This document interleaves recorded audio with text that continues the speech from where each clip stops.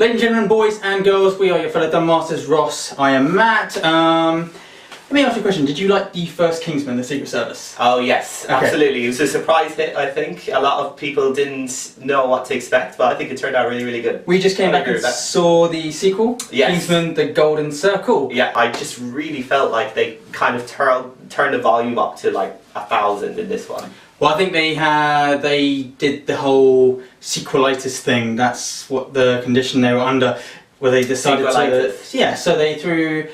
Everything needed to be louder and bigger to successfully make a sequel, which I didn't... That's not the point for a sequel. The sequel is where you develop the characters and you amplify the intensity, but... Yeah. So they brought back Colin Firth. That's not a spoiler, it's in the trailers, it's on the poster. Absolutely no need for that at all. I felt like Colin Firth was very... I felt he felt tired, he was bored, because they'd already done the whole mentor thing.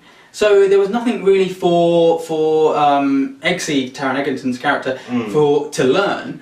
So apart from sort of coming back and saying, okay, we need Colin Firth in this film because he was such a highlight at first, instead of passing over the torch, it was more about Eggsy trying to relight the torch that he had just so he could pass it on. I was really happy to see him back, and if we didn't see him back then we wouldn't have those, and this is a spoiler alert, some sweet tag team moves with him and Eggsy teaming up against the villains. Taron Egerton, I mean, he was the MVP of the whole entire piece. Oh yeah, absolutely. And you could really see how far he's come since the first film. He completely owned the role. He didn't... You wouldn't know that he was, you know, recently cast. I suppose it's been a few years now since the first film came out, but he was still a newcomer at that time. It was his first film, wasn't it? Yeah, he seemed a lot more confident in his role, and he really just, you know, kept the whole thing going. So I thought he did a really, really good job. The tag team could have been Eggsy and another character who we won't spoil, but unfortunately doesn't really last long in this film, and I'm very angry about that because that character had legs to grow, and they wasted an opportunity. I'm getting really hot. We'll talk about the villain. Yes. Oh my god. Again, so you had Sam Jackson in the first one. He had this lisp. He was like this kind of... What? He talked with a lisp, like the whole movie. Do it again.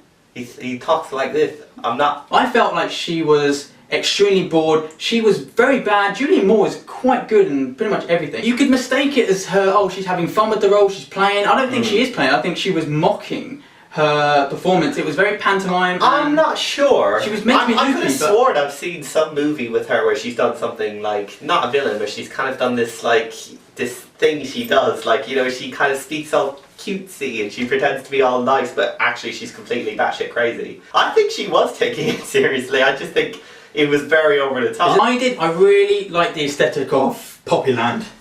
That was awesome. That was awesome. And if you just look at the mise-en-scene, the detail, and how you saw on there was an old 50s movie theatre, and the subtext on that, what was showing. Just little things like the American Diner, that was great, that was spectacular, and there is obviously an awesome cameo, or an extended cameo, which... I mean, he's on the poster. The name is on the poster. So is he on the poster? He is. So I don't think it's necessarily a spoiler, but in case you haven't seen the poster, I will not spoil it here. That was another gripe with this film. I think they had an all-star cast. It's like having so much ammo, but not really having enough enemies to fire off on. So you just waste it. Channing Tatum, it's not a spoiler, but he isn't in it as much as you would hope. Who was Jeff Bridges' character? He was in it small amount. They're all named after drinks, like ginger ale. Brandy. Wasn't Brandy one, or like maybe Halle Berry's character? No, she was ginger ale. It was nice to see her in something that wasn't a flop. Yes. Because she is a talented... She's an Oscar winner, right? Yeah. People gotta let Catwoman go. God, everyone's made a bad movie. I felt the movie was a lot more crass than the last film. And the first film was quite violent. And it was kind of... It was that, you know, that comic booky kind of style violence where it's just kind of like Kick-Ass. It's like the Kick-Ass movies. But that was Matthew Vaughn too. Oh, well. There is one extended... I mean, the first film gets a lot of sort of... It gets a lot of shit because it had that one crass, very out of place joke. Oh yeah, at the end of the movie. Yeah, and I agree. I'm not easily offended, but yeah, it was unnecessary. Yeah, I can see why people are offended by it. There's a moment, an equivalent moment in this, which kind of matches that and amplifies it a bit more. And it was very unnecessary. I mean, you could give Matthew Vaughn and Jane Goldman, who wrote it, props for creating something and giving us something different. Sometimes I wonder what kind of drugs the director was taking when he came up with some of the things, some of the ideas. Especially one of the things, I don't know, like there was something that Julianne Moore's character forced one of her henchmen to do at the beginning of the film, and that, to me, kind of shocked me. It involves a meat grinder. Was that meant to be a joke? That's what I was. I'm not sure, but I found it kind of disturbing. Yeah, I was disturbed, and I think Matthew Vaughn's quite clever in drawing the line between being grotesque and sort of and funny. But she was funny. But there were some scenes where I found her genuinely creepy. Did you not get that, or will you just find it where you just? Was it too over the top? Because there were some scenes where she was. I didn't like her character. So. All right. Did he do X-Men: Days of Future Past? He wrote it. He directed First Class. All right. Okay.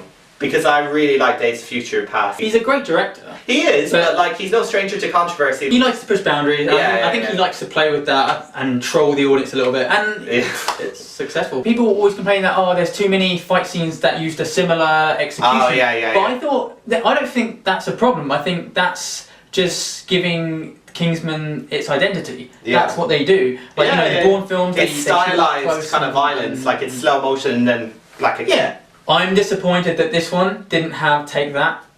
Oh, what, the theme song? Well, I loved that song. Matthew Vaughn tends to have Take That in his films. Oh, does it? Oh, I never noticed that. I went in knowing the criticism it had already brought in, and I think because my expectations were that low, I did enjoy it a lot more than I thought I was going to.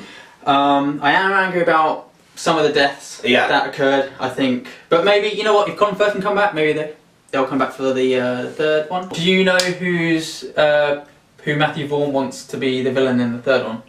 I have an idea. Is it a certain former WWE champion? Former champion.